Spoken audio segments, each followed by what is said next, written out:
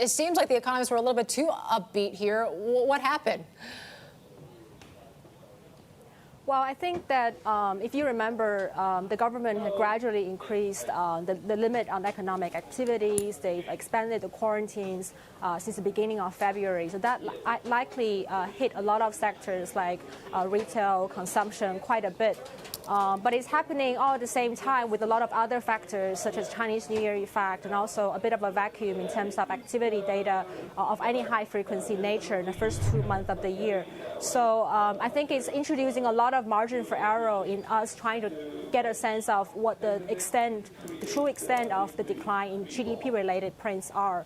But having said that, I think a lot of micro indicators were showing possibly very large declines. So, Julia, I know this is a moving target because we don't have March data just yet to complete the first quarter. But would you say that given a 25% drop in retail sales, similar double-digit declines in factory output as well, would you say that's looking enough to push the year-on-year growth figure for the first quarter to negative? I think it's quite a Herculean task, to be honest, given that I guess the February number shows that the pickup in work resumption at the end of the month didn't really help that much in terms of supporting the first 2-month economic numbers. And since then, the pace of work resumption has been fairly gradual in March. So, of course, we're not yet through the whole of March. We still have 15 days left. But I think it's a pretty Herculean task at this point to really completely reverse everything just with the last 15 days of the month.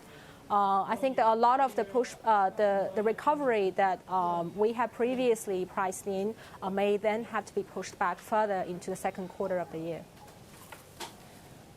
What surprised you the most out of these numbers, Julia? I mean, it seems like it was bad across the board with double-digit contractions, but is the consumer side still going to feel the biggest hit from this outbreak? Well, I haven't seen the full breakdown of the data yet, but I think double-digit decline is unprecedented, and it seems like they're pretty weak across the board. So I wouldn't say that I'm less, any one number is less bad than the other. I would say that what surprised me a little bit is that the pickup in activity that we were tracking at the end of February didn't seem to have transmitted at all into the Jan-Feb numbers, and that raises some risk further, as I said, into how good the March numbers could look like. And of course, we don't get them until the end of this month with the PMIs for March as well. And that does raise the risk, I think, for the type of policy measures that will be needed to really reverse all of this COVID-19 related economic disruptions. It raises the bar significantly higher, and that's the uncertainty I'm most worried about.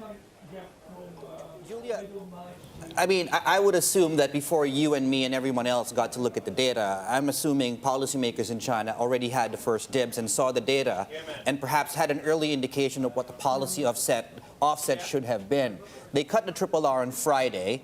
At that point, they would already had a very good idea of the damage to the economy. My question to you is, do you think we're going to get more policy support, or have we seen pretty much what China's ready to do at this point in time?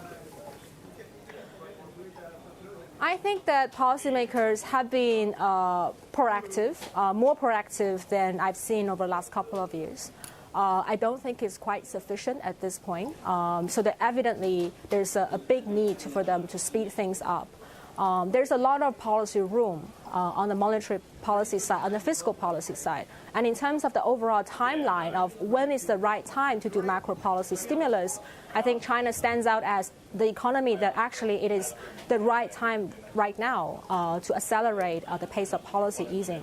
So I think there will be more, but I think the numbers in January and February suggest that the negative output gap is pretty sizable in Q1. And if policymakers have any sense of where they really need to be at the end of the year, I think that this is now introduced a much bigger gap between where we are currently and where they need to get by the end of the year.